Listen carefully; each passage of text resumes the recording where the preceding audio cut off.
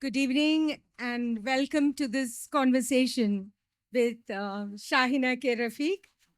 Um, we have been introduced formally, and thank you so much, Manorama, Hotus, and also N.S. Madhavan sir, for making us a part of this celebration of word and the world. And I should say, here is a writer for whom writing is not just a deeply political act, but also rediscovering herself to proclaim to the world that her voice has to be heard. Her stories are so pure that the effect is cumulative. കോഴിക്കോടിൻ്റെ സ്വന്തം ഷാഹിനയ്ക്ക് ഈ കോൺവെർസേഷനിലേക്ക് സ്നേഹത്തോടെ സ്വാഗതം പറയുന്നു. ഷാഹിനയുടെ കഥകൾ ഇനിയും നമ്മെ പൊള്ളിക്കുകയും അതുപോലെ തന്നെ ചിന്തിപ്പിക്കുകയും ചെയ്യുമെന്നതിന് യാതൊരു സംശയവുമില്ല. Her stories embody not just an agency and self-expression, but also a resistance and a call for solidarity against violence.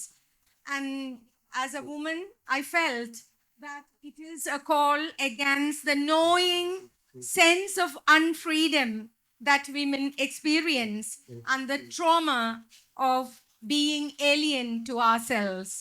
I do not want to compare her to other writers, as she carries the fire of her favorite writers to the alphabets that she has used to weave time-stopping stories. That is the only adjective that I can use to describe her stories. And her translator, Priya Kenaya, has done an impeccable translation, capturing the essence and the vitality of this distinct writer. Shahina, ഞാൻ ആദ്യം ഷാഹിനയുടെ English ട്രാൻസ്ലേഷനാണ് വായിച്ചത്. അന്ന് തന്നെ ഞാൻ പോയി Malayalam book വായിച്ചു, ladies coupe അഥവാ തീണ്ടാരി വണ്ടി. എനിക്ക് ഒന്നേ പറയാനുള്ളൂ, ഷാഹിന ഈ ഇംഗ്ലീഷ് ട്രാൻസ്ലേഷൻ്റെ ഇൻട്രഡക്ഷനിൽ പറഞ്ഞിട്ടുണ്ട്, എൻ്റെ പേരിൽ എൻ്റെ ഉമ്മയും വാപ്പച്ചിയും അറിയപ്പെടും എന്ന്. അത് സത്യമാണ്. ഷാഹിനയുടെ പേരിൽ തന്നെ ഷാഹിനയുടെ ഉമ്മയും വാപ്പച്ചിയും അറിയപ്പെടും. ഉമ്മയും വാപ്പച്ചിയും മാത്രമല്ല, ഈ കോഴിക്കോടും ഷാഹിനയുടെ പേരിൽ ടാഗ് ചെയ്യുമെന്നുള്ളതിന് യാതൊരു സംശയവുമില്ല. എനിക്ക് ഒന്നേ പറയാനുള്ളൂ, Shahina. First question is, Shahina, what made you write? The pen, a solace, a rebellion, a voice. It touches the unspoken and the unseen and the unsaid. A woman, a writer, a witness. When did you become so conscious as a woman writer? Thank you, Lata, for that introduction. കേട്ടോണ്ടിരിക്കുമ്പോ എനിക്ക് തന്നെ സംശയം ഇത് എന്നെ കുറിച്ച് തന്നെയാണോ പറയുന്നത്. അതാണ്. I just met her a few minutes before the session. So what she said is, we'll not meet before that, not discuss any of the questions. Let this be a spontaneous one. So we were just catching up and talking about, she was going on and on about my story. So സത്യമായിട്ട് എനിക്ക് തോന്നിയത് അപ്പോൾ ഞാൻ മാറി വേറെ വായിച്ചതാണോ എന്നുള്ളതായിരുന്നു. ഷൈന എന്ന് പറഞ്ഞിട്ട് ഷൈന ഇക്കയും ഒക്കെ എഴുതുന്നുണ്ടല്ലോ. Likely I saw the book. To answer that question, I don't know. To be very frank, I don't know how I started writing. If I say I'm an introvert, maybe my friends will not believe that. Because for them, I am a good company. ഒരുപാട് സംസാരിക്കുകയൊക്കെ ചെയ്യുന്ന ആളാണ്. Really deep inside. And there is a huge age difference between me and my brother. So I was kind of loner. I used to love reading books. I'm grateful to my father for giving me that kind of childhood. he brought a lot of books. അന്ന് പിന്നെ ഫോണും ഇതിൻ്റെ ഒന്നും കാലമല്ല, അതുകൊണ്ട് luckily for me നമുക്ക് ആകെയുള്ള ഒരു കാര്യം വായിക്കുക എന്നുള്ളതാണ്. So I started with the children's magazines or books. പിന്നെ ഞാൻ മലപ്പുറം ജില്ലയിലെ വെള്ളൂമ്പരം എന്നുള്ള സ്ഥലത്താണ് ഞാൻ ജനിച്ചു വളർന്നത്. അപ്പം ആ ഒരു കാലത്ത് നമുക്കൊരു ലൈബ്രറിയിൽ പോകാനോ, ലൈബ്രറി അല്ല അന്ന് വായനശാലകളാണ്. അപ്പം എനിക്ക് എൻ്റെ ഓർമ്മയിൽ ഞാൻ ആകെ ഒരു തവണ അവിടെ പോയിട്ടുണ്ട്. അപ്പം നമ്മൾ ഈ അങ്ങാടി എന്ന് പറയുന്ന അത് കടന്നിട്ട് വേണം അപ്പുറത്തേക്ക് പോകാൻ. അപ്പോൾ പോയി തിരിച്ചു വന്നപ്പോൾ അപ്പ പറഞ്ഞ ഒരു സാധനം, ഇനി മേലാൽ പോകരുത് എന്ന്. I was a college teacher. He loved reading. Still, the thing he said is never to go there again. Because that was not the norm. Girls were not allowed to or not supposed to go there and read. പിന്നെ സ്കൂളിലെ library ആസേജ് ഒന്നുമില്ല. കുറച്ച് പുസ്തകങ്ങൾ കൊണ്ടുവന്ന് തരും, പേര് വിളിക്കുമ്പോൾ നമുക്ക് കിട്ടുന്ന ഒരു പുസ്തകം വായിക്കുക എത്രയേ ഉള്ളൂ. പിന്നെ സ്കൂൾസിലും ഇതൊക്കെ പഠിക്കുക എന്നുള്ളതാണല്ലോ, യു ഗെറ്റ് മാക്സിമം മാർക്സ്, വേറെ കാര്യങ്ങളില്ല. അപ്പം പഠിക്കുക എന്നുള്ളതിന് മാത്രമാണ് നമ്മളെ ട്രെയിൻ ചെയ്യുന്നത്, how to get maximum marks. So the only option for me was to read from my dad's collection. അത് എന്തുകൊണ്ടാണെന്ന് എനിക്ക് എന്നോട്, വാസ് ടീച്ചർ ഇൻ എക്കണോമിക്സ്, പക്ഷേ majority of books were in English. So I started reading all those authors. എനിക്ക് ഇവർ ആരാന്ന് പോലും ഒന്നും അറിയില്ല. കുറേ Malayalam medium student, I didn't no many of them, but I enjoyed reading. Not that I fully understood the whole meaning. പക്ഷെ അന്നും ഇന്നും എനിക്ക് വായനയുടെ ഇടയിൽ അർത്ഥം നോക്കാനാണെങ്കിലും ആ ഒരു ബ്രേക്ക് ഇഷ്ടമല്ല. I just want to read. So I just imagine this could be the meaning. I just made up the meaning kind of. So I just started all those books. അതാണ് എനിക്ക് തോന്നുന്നത് എൻ്റെ എഴുത്തിലും ആ ഒരു ഇറാറ്റിക് സാധനമുണ്ട്. എനിക്ക് sentence frame ചെയ്യുമ്പോൾ correct ഇതിലാണോ വരിക എന്ന് എനിക്കറിയാം. മലയാളം സെൻറ്റൻസ് സ്ട്രക്ചറിൽ കുറച്ച് വ്യത്യാസമൊക്കെ എനിക്ക് വരാറുണ്ട്. ആ വായനയുടെ ഒരു ഇതായിരിക്കണം. അപ്പം മേ ബി അങ്ങനെ ആയിരിക്കും. അത് വായിച്ചു വന്നപ്പോൾ ഇതുപോലെ ഒരു ലോകം ഉണ്ടാക്കുക വാക്കുകളിൽ എന്നുള്ള ഒരു ആഗ്രഹം തോന്നിയിട്ടുണ്ടാവും. പിന്നെ വേറൊന്നും ചെയ്യാനില്ല. അനിയൻ ഒക്കെ ഒരു 10 വർഷത്തെ ഗ്യാപ്പ് ഉണ്ട്. അപ്പം അടി കൂടാൻ പോലും അത്രയും അവൻ വലുതായി വരുമ്പോഴേക്കും ഞാൻ വലിയ ആളായി എന്നുള്ള അതൊക്കെ. അപ്പം could be that reading that made me write. പിന്നെ പണ്ടും ഇപ്പോഴും ആരെങ്കിലും പറഞ്ഞാൽ അത് കൃത്യമായിട്ട് അനുസരിക്കുന്ന ഒരു സ്വഭാവം എനിക്കില്ല. എന്തുകൊണ്ടാണ് ഇന്നത് ചെയ്യണം എന്ന് പറഞ്ഞാൽ അതെങ്ങനെ ചെയ്യാണ്ടിരിക്കുക എന്നുള്ളതാണ് എൻ്റെ ഫസ്റ്റ് നമുക്കൊരു റിഫ്ലെക്സ് ആക്ഷൻ പോലെ വരുന്നത്. So could be that while growing up the things you hear. ഒരു പെൺകുട്ടിയെ സംബന്ധിച്ചിടത്തോളം you should behave this way, you should sit like this, you should be ലോഫിങ് ലൗഡ്, അങ്ങനെ കുറേ റെസ്ട്രിക്ഷൻസ് കേട്ട് ഇതുണ്ടാവും. അപ്പം ഉള്ളിൽ ഇതൊന്നുമല്ല, I want to break free എന്നുള്ള തോന്നൽ വന്നിട്ടുണ്ടാവും. I don't know exactly, but എനിക്ക് ശരിയും തോന്നുന്ന സാധനങ്ങൾ ചെയ്യാമെന്ന് തോന്നിയിട്ട് എഴുതുന്നതും ആയിരിക്കാം. ഈ കഥകൾ വായിക്കുമ്പോൾ അപ്പോൾ ഈ ഫസ്റ്റ് ലൈൻസ് ഷോർട്ട് സ്റ്റോറീസ് ആവുമ്പം ആ ഫസ്റ്റ് ലൈൻസ് ആണ് എനിക്ക് തോന്നിയത് ഭയങ്കര പവർഫുള്ളാണ്, എക്സ്ട്രാordinarily പവർഫുള്ളാണ് ഷാഹിനയുടെ. അത് വായിക്കുമ്പോഴേ നമ്മൾക്ക് മനസ്സിലാവുകയുള്ളൂ.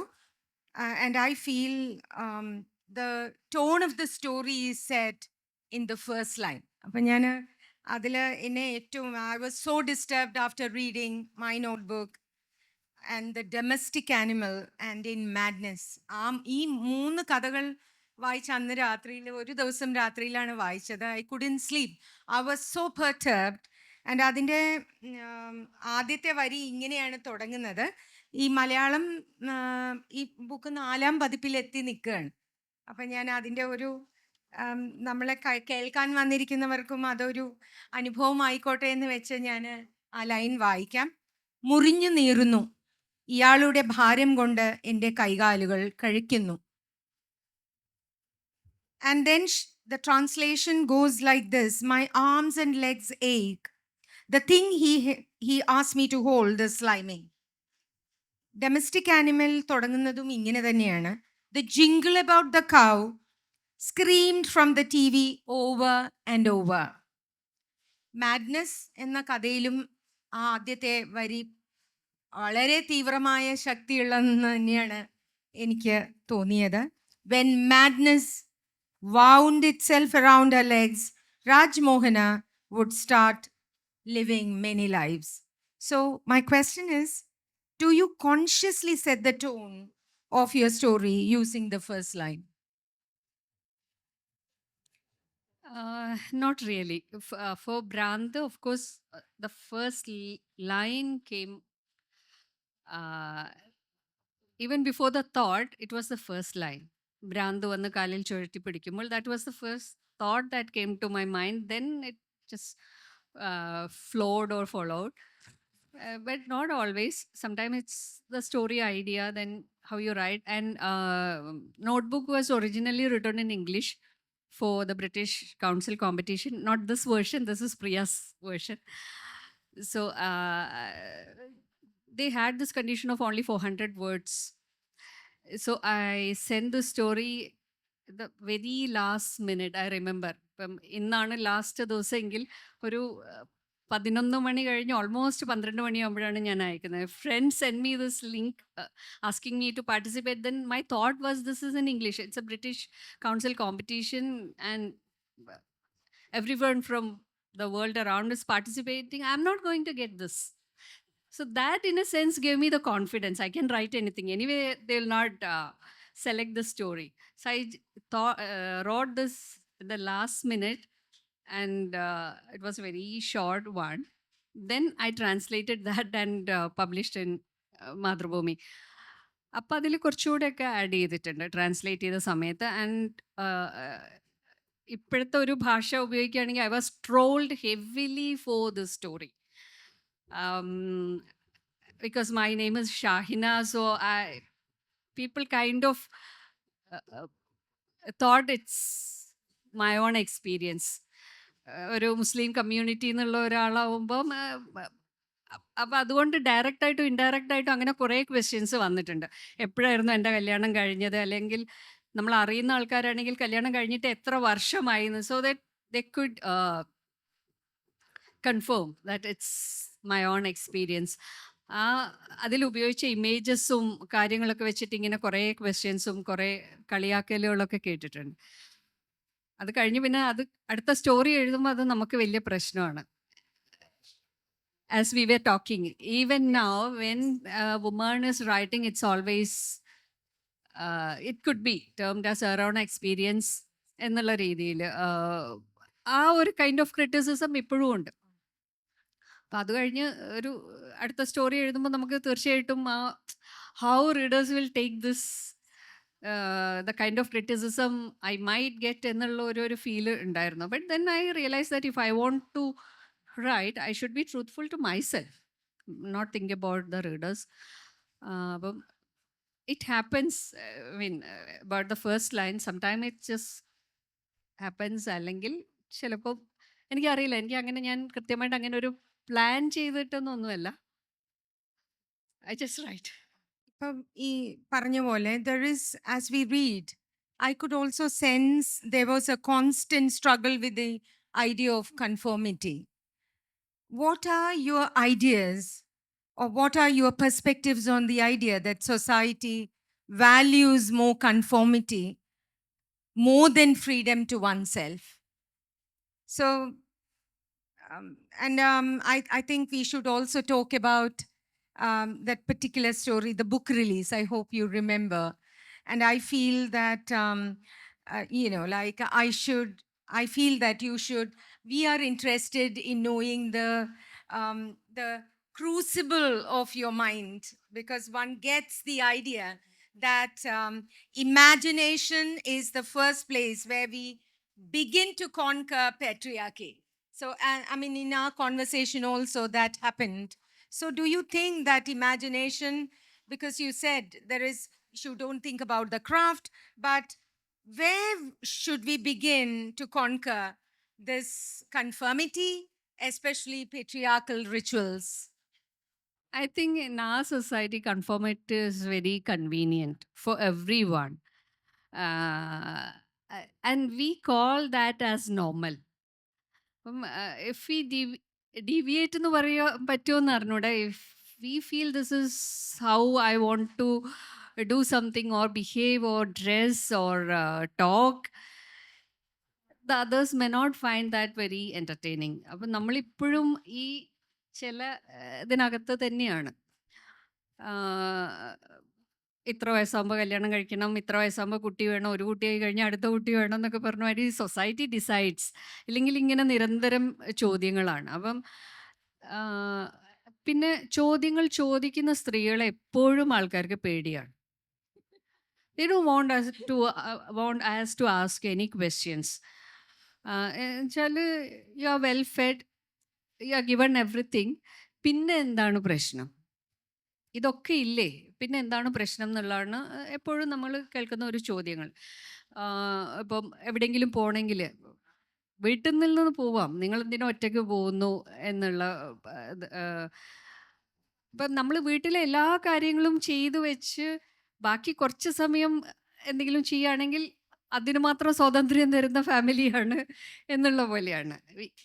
V are giving you that freedom എന്നാണ് നമ്മൾ ഇപ്പോഴും still believe that somebody will have to give you that freedom to do whatever you want to, you really love to do.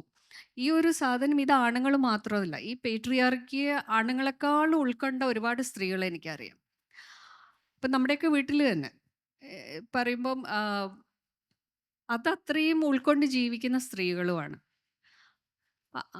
ഇപ്പം അടുത്ത് എൻ്റെ ഒരു സുഹൃത്ത് പറഞ്ഞത് വേറൊരു സുഹൃത്തിൻ്റെ കാര്യമാണ്. അപ്പം ആ കുട്ടി കുറച്ച് കഥകളൊക്കെ എഴുതും. അപ്പം ഭർത്താവ് പറഞ്ഞു, ഒരു പുസ്തകം പബ്ലിഷ് ചെയ്യാൻ ഞാൻ സമ്മതിച്ചു, ഇനി എഴുതാൻ പറ്റില്ല. അപ്പം പിന്നെ ഉപദേശിക്കാൻ ആൾക്കാർ വരലായി. അതായത് ദേ വോണ്ട് ഹേർ ടു കൺഫേം. ആ പറയുന്ന ഇതിൽ കല്യാണം കഴിച്ചാണ്, കുട്ടിയുണ്ട്, അപ്പം അതിനനുസരിച്ച് ജീവിക്കുക. അപ്പം നമ്മുടെ വീട്ടിൽ നിന്നും അതായിരിക്കും പറയാം, അയാൾ നല്ല മനുഷ്യനല്ലേ, വേറെ ഉപദ്രവങ്ങളൊന്നുമില്ലല്ലോ, വേറെ പെണ്ണ് പിടിക്കാൻ പോകുന്നുണ്ടോ, കള്ളു പിടിക്കുന്നുണ്ടോ എന്നൊക്കെ പറഞ്ഞ് വേറെ ക്വസ്റ്റ്യൻസ് ആയിരിക്കും. അപ്പം യു ആർ സപ്പോസ് ടു എന്നുള്ളത് തന്നെയാണ്. അപ്പം നമ്മൾ അതിനെ ബ്രേക്ക് ചെയ്യുന്ന എന്ത് ചെയ്തു കഴിഞ്ഞാലും അതിനെ നല്ലൊരു സെൻസിലല്ല എടുക്കുന്നത്. അത് and it's not easy. You will not get support even from your own house hold.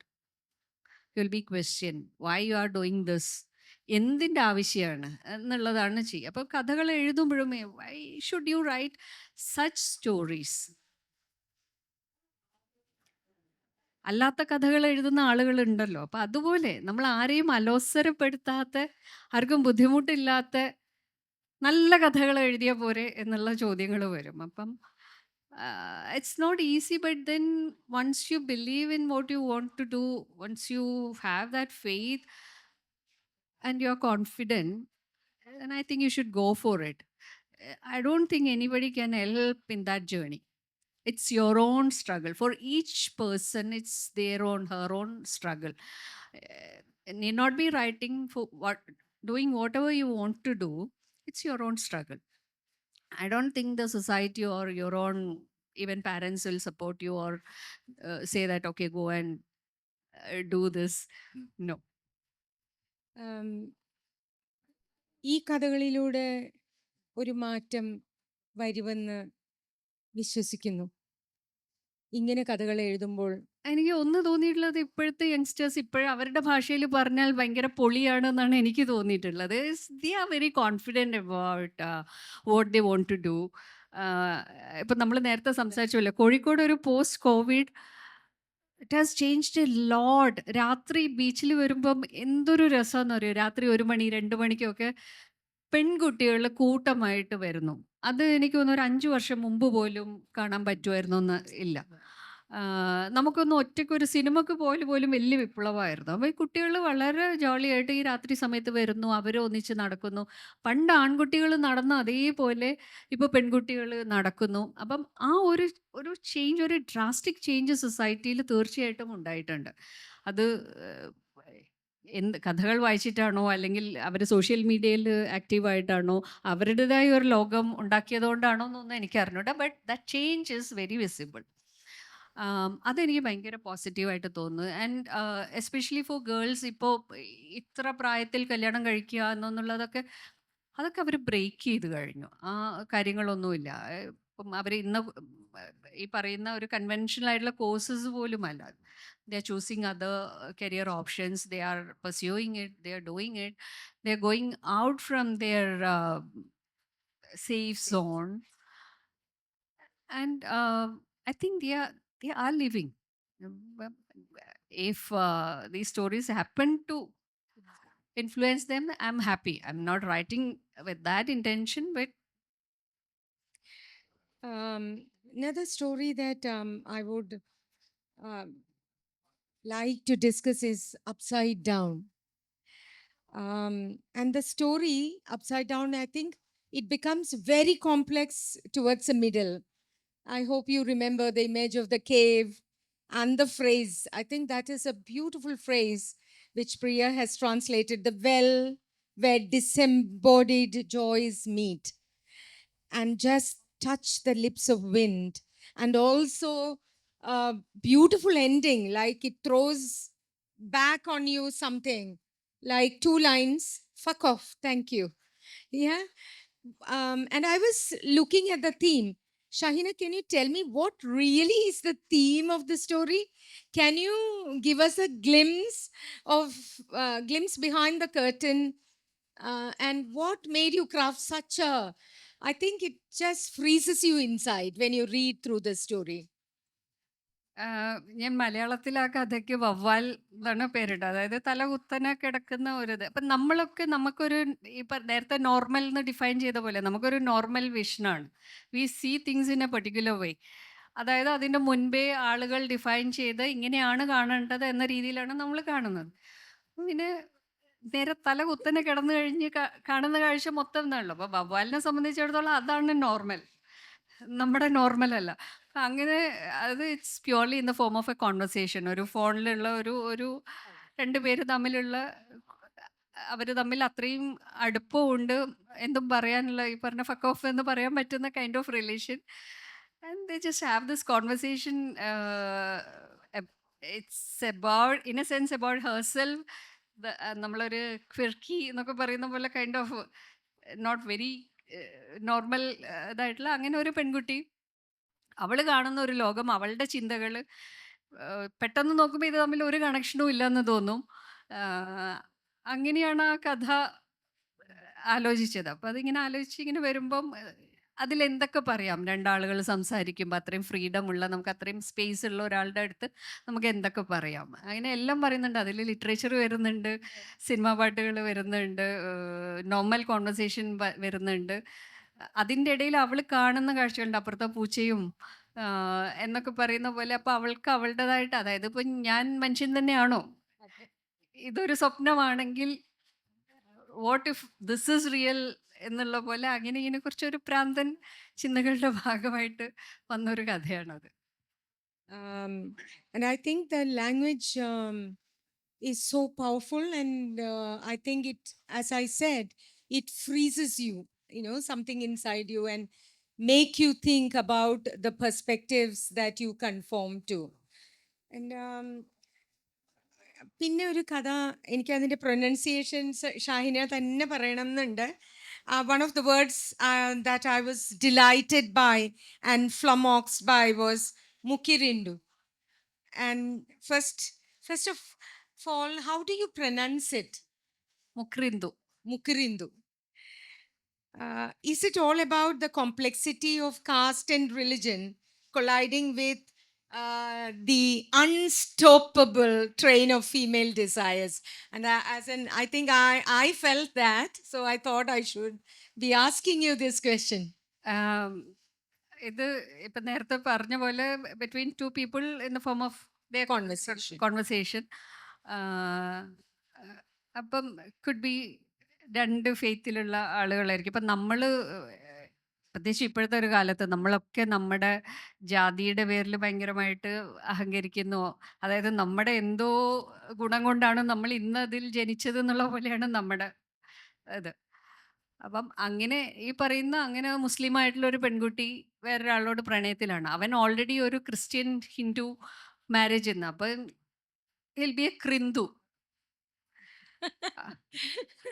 See. അപ്പൊ ഇവളുടെ ഒരു വിചാരമാണ്. കാരണം ഒരു ഓർത്തഡോക്സ് ആയിട്ടുള്ള ഒരു ഫാമിലിയിൽ ജനിച്ച് വളർന്ന ഒരു കുട്ടിയാണെങ്കിൽ of course will have that kind of training. നമ്മളെ ചെറുപ്പത്തിൽ എല്ലാ റിലീജിയസ് ഇൻസ്റ്റിറ്റ്യൂഷൻസും ചെയ്യുന്നതാണല്ലോ. Catch them young before they can start thinking or questioning. You shouldn't question any of this text എന്നാണ് അതിൻ്റെ അണ്ടർലൈങ് ഒരു ഇത് കിടക്കുന്നത്. അപ്പം അത്രയും ചെറുപ്പത്തിലാകുമ്പോൾ നമ്മൾ ഇതൊന്നും ക്വസ്റ്റ്യൻ ചെയ്യില്ല. അപ്പം ആ കുറേ സാധനങ്ങൾ നമ്മുടെ ഉള്ളിൽ എപ്പോഴും ഉണ്ടാവും. പിന്നെ നമ്മൾ ഇതിന്നൊക്കെ കുതറി വന്നു കഴിഞ്ഞാലും ചില സാധനങ്ങൾ ഉള്ളിൽ കിടക്കുന്നുണ്ടാവും. അപ്പം അവൾക്ക് ഈ പറയുന്ന ഒരു മുസ്ലിം ബാക്ക്ഗ്രൗണ്ടിൽ നിന്ന് വരുമ്പോൾ ഇവനെ കല്യാണം കഴിച്ചു കഴിഞ്ഞാൽ ഉണ്ടാവുന്ന കുട്ടി മുക്രിന്ദു ആവുമല്ലോ. ഈ മൂന്നും കൂടെ ചേർന്നിട്ടുള്ളത്. പിന്നെ ഒരു സുഖമുണ്ട്. അപ്പോൾ ആ പള്ളിയിലും പോകണ്ട ഈ പള്ളിയിലും പോകണ്ട എന്നൊക്കെയുള്ള അവളുടെ കൈൻഡ് ഓഫ് ഇതാണ്. പിന്നെ ഒരു one of the dialogues V often here എന്നുള്ളത് ഈ പറയുന്ന ഓൺലൈൻ ആങ്ങളമാരൊക്കെ സ്ഥിരം ചോദിക്കുന്നത് സ്വർഗത്ത് പോകണ്ടേ എന്നുള്ളത്. പ്രത്യേകിച്ച് നമ്മൾ തട്ടമൊന്നും ഇട്ടിട്ടില്ല എന്നുണ്ടെങ്കിൽ സ്ഥിരം കേൾക്കുന്നത്. അത് ഇവൻ എൻ്റെ ഉമ്മയും പറയും. കാരണം ഉമ്മയുടെ എൻ്റെയും അപ്ബ്രിങ്ങിങ് എന്ന് പറയുമ്പോൾ കാലത്തിൻ്റെ വ്യത്യാസമുണ്ട്. അങ്ങനെ ഭയങ്കര ഓർത്തഡോക്സ് ഫാമിലിയിലായിട്ടല്ല, പക്ഷെ she was train that way. അപ്പം ഈ റിച്വൽസ് ഒക്കെ കൃത്യമായിട്ട് ഫോളോ ചെയ്ത് നമ്മളെപ്പോഴും റിലീജിയൻ എന്ന് പറയുമ്പോൾ it's rituals. You don't go deep into the text. അപ്പോൾ ആ ഇതാകുമ്പോൾ എന്നോട് എപ്പോഴും ചോദിക്കുന്ന അനക്ക് മരിച്ചു പോവേണ്ട കുട്ടി എന്നുള്ളത് ഞാൻ എപ്പോഴും കേൾക്കുന്ന ചോദ്യമാണ്. ഞാൻ അപ്പം എനിക്ക് തോന്നുന്ന എന്തെങ്കിലും തറുതല എന്നൊക്കെ പറയുന്ന പോലെ പറയാറുണ്ട്. പിന്നെ ഈ ചോദ്യങ്ങൾ എപ്പോഴും സ്വർഗത്ത് പോകണ്ടേ എന്നുള്ള ഒരു എനിക്ക് പിന്നെ സ്വർഗം എന്നെ ഒരിക്കലും എനിക്കൊന്ന് എക്സൈറ്റ് ചെയ്യാതെ, ഞാൻ വായിച്ച ഖുറാനിലും ഇതിലൊക്കെ സ്വർഗം it's always men four men. അവിടെ നിത്യകന്യകകളായ അപ്സരസുകളോ അല്ലെങ്കിൽ ഹൂറിമാരും ഒക്കെ ഉണ്ട്.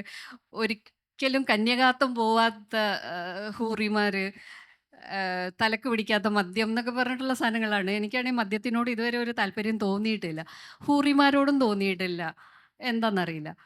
അപ്പം സ്ത്രീകൾക്കാണെങ്കിൽ ഓഫർ ചെയ്യുന്നത് നിങ്ങൾക്ക് ഇവിടെയുള്ള ഭർത്താക്കന്മാർ ആരാണോ, നിങ്ങൾ നല്ല ഭാര്യമായിട്ട് ഇരുന്ന് കഴിഞ്ഞാൽ സ്വർഗത്തിൽ പോയാലും ഇതേ ഭർത്താവിനെ കിട്ടുമെന്നാണ്. എന്തിനാ കഷ്ടപ്പെടുന്നത്? 1 life is enough. So I thought I'm not much enchanted by this idea of this സ്വർഗം. അപ്പം അതാണ് ലാസ്റ്റ് അവൾ പറയുന്നത്. അവൻ ചേർത്ത് പിടിച്ച് അവനൊരു ഉമ്മ വെക്കുമ്പോൾ കിട്ടുന്ന അതിനേക്കാളും വലിയ സ്വർഗം ഏതാണ് എന്നുള്ള. I'm happy that I asked you that question.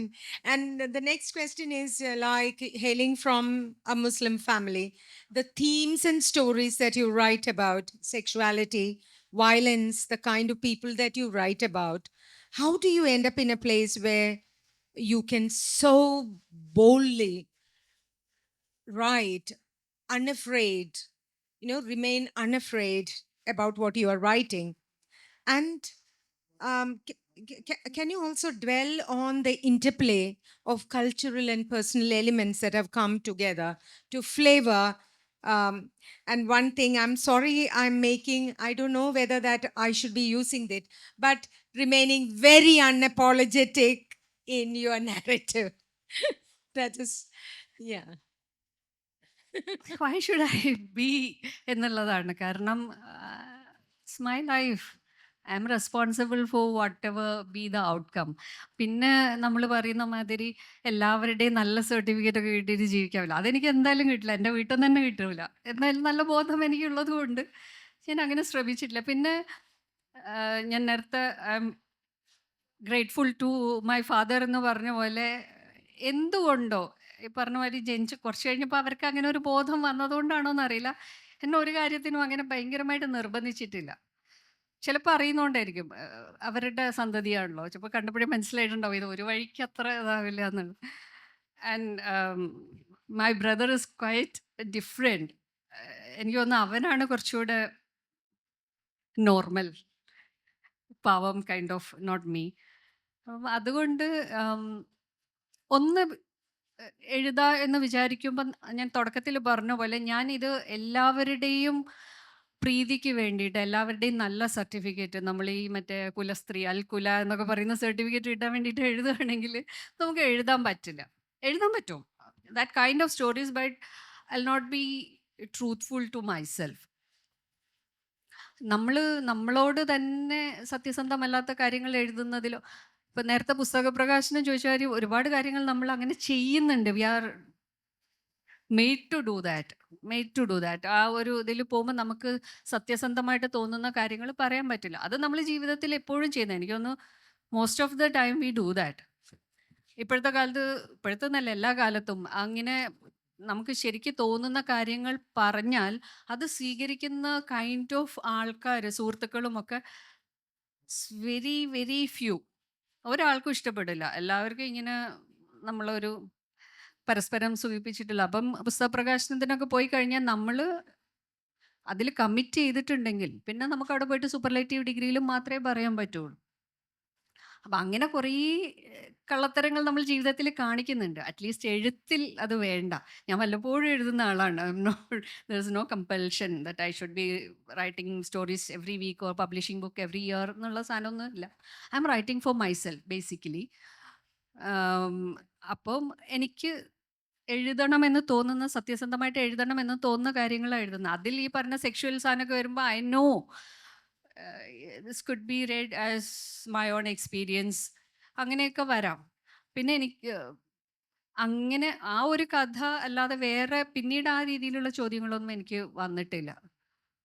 അതുകൊണ്ട് എഴുത്തിൽ ആ ഒരു കഥ ഡിമാൻഡ് ചെയ്യുന്ന കാര്യങ്ങൾ എഴുതണം എന്ന് തോന്നിയാൽ ഞാൻ എഴുതാറുണ്ട്. അതിൽ എന്താ പറയുക, ഐ ഡോണ്ട് ഹെസിറ്റേറ്റ്. ആം, ഞാൻ പക്ഷെ സത്യസന്ധമായിട്ടാണ് ഷാഹിനയുടെ കഥകളെക്കുറിച്ച് പറഞ്ഞത് കേട്ടോ.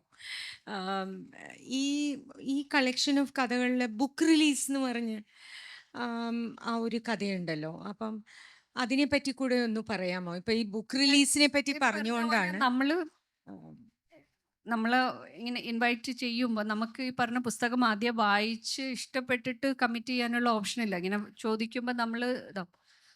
അപ്പം ചില സമയങ്ങളിൽ നമ്മൾക്ക് ഇത് ആ കഥയിൽ എൻ്റെ അനുഭവമല്ല, പക്ഷെ ഇതുപോലെ നമ്മൾ ഒരുപാട് ബുക്ക് റിലീസ് ഫങ്ഷന് പോവും. അപ്പോൾ ഈ ആൾക്കാർ സംസാരിക്കുന്നതൊക്കെ കേട്ടിട്ട് നമ്മൾ ആ പുസ്തകം വാങ്ങിക്കും. ഈ പുസ്തകം വാങ്ങി വായിക്കുമ്പോൾ നമുക്ക് ഈ ആൾക്കാരൊക്കെ കൂടെ ഈ പുസ്തകത്തെയാണോ പറഞ്ഞത് എന്നുള്ളൊരു തോന്നൽ വരും. അങ്ങനെ ഒരു തോന്നലിൻ്റെ ഭാഗമായിട്ട് ഇങ്ങനെ കുറേ പുസ്തക റിലീസ് പരിപാടികളിൽ പങ്കെടുത്തതിൻ്റെ ഒരു ആഫ്റ്റർ ഇഫക്റ്റ് ആയിട്ടാണ് ആ കഥ വന്നത്.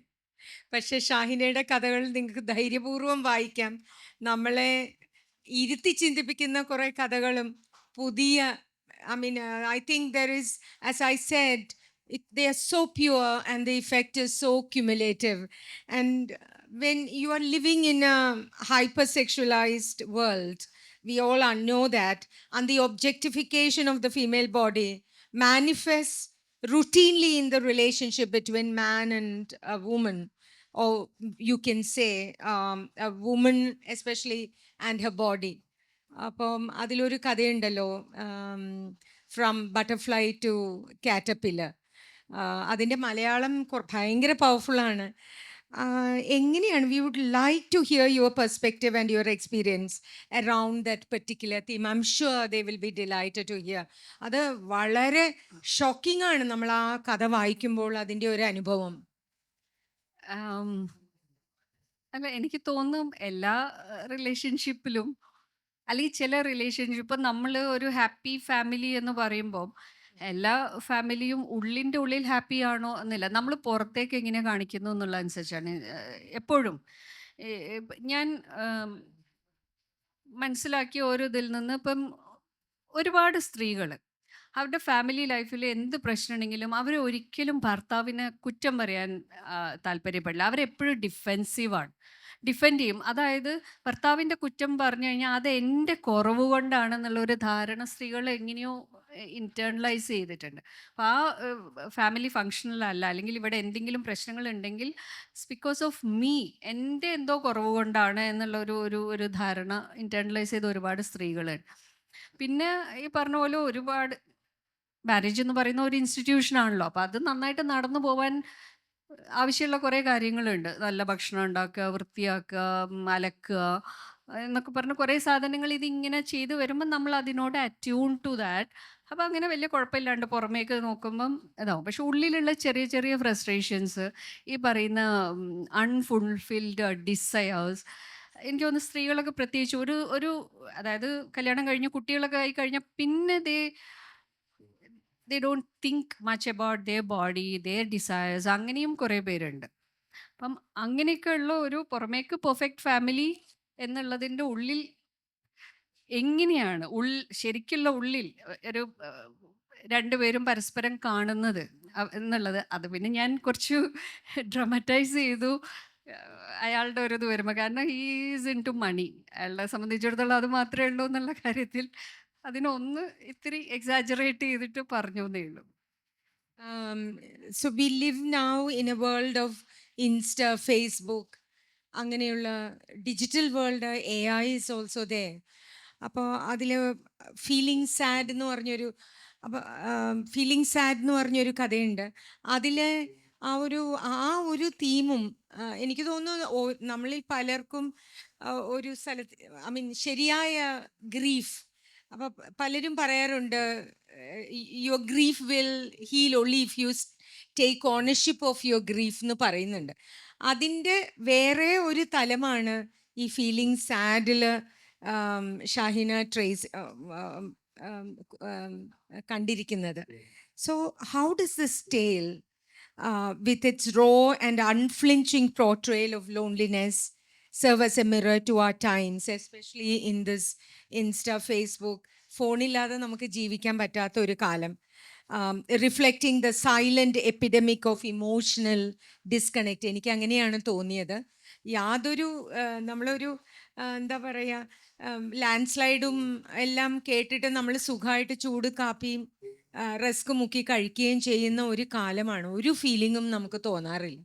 അതിനെപ്പറ്റി ഒന്ന് പറയൂ.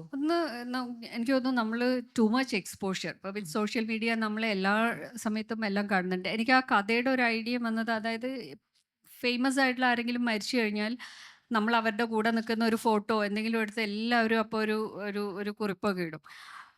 ചിലർ ഭയങ്കരമായിട്ട് എന്തെങ്കിലുമൊക്കെ എഴുതും.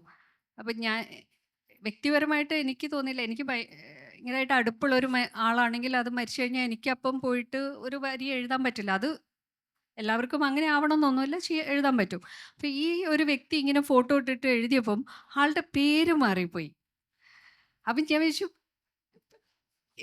ഫോട്ടോ കറക്റ്റാണ്, പക്ഷെ പേര് മാറിപ്പോയി. അപ്പം ഇത് മരിച്ചപാട് നമുക്ക് അങ്ങനെയല്ല, ചൂടാറുന്നതിൻ്റെ മുമ്പ് വേഗം പോസ്റ്റ് ഇടാം എന്ന് വിചാരിച്ചിട്ട് പോസ്റ്റ് ഇട്ടപ്പം മാറിപ്പോയി. പിന്നെ താഴെ ആരോ കമൻ്റൊക്കെ എഴുതിയപ്പോൾ ഇത് മാറ്റി. അപ്പം അത്രയും നമ്മൾ അപഹാസ്യരോ പരിഹാസ്യരോ ഒക്കെ ആവുന്ന ഒരു സിറ്റുവേഷൻ ഉണ്ട്. ബിക്കമിങ് സോ സൂപ്പർഫിഷ്യൽ കുറേ കാര്യങ്ങൾ. കാരണം നമ്മൾക്ക് ഇതിൽ പോസ്റ്റ് ഇടണം എന്ന് വിചാരിച്ചിട്ട് whether we really feel it or not എന്നുള്ള സാധനം, പിന്നെ after a point it has stopped affecting ours എന്നുള്ള. ഇപ്പോൾ നേരത്തെ വയനാട് പറഞ്ഞ പോലെ കാണുമ്പോൾ നമുക്ക് വിഷമമൊക്കെ തോന്നുന്നുണ്ട്. ഇത് കണ്ടു കഴിഞ്ഞ് എനിക്ക് എന്നോട് തന്നെ തോന്നിയ ഒരു സാധനമാണ്. നമ്മളിത് കണ്ട് അതിനെക്കുറിച്ച് സംസാരിച്ച് കഴിഞ്ഞ് ഞാൻ കുറച്ച് സമയം കഴിഞ്ഞ് നോക്കുമ്പോൾ ഞാൻ എൻ്റെ ഫ്രണ്ടിനോ അല്ലെങ്കിൽ കസിനോ അയച്ച്, അതായത് ഇത് കഴിഞ്ഞ് നമ്മൾ വേറെ റീലൊക്കെ കാണുന്നുണ്ട്, ഇത് മുഴുവൻ നമ്മൾ ഫോർവേഡ് ചെയ്തിട്ടുണ്ട്.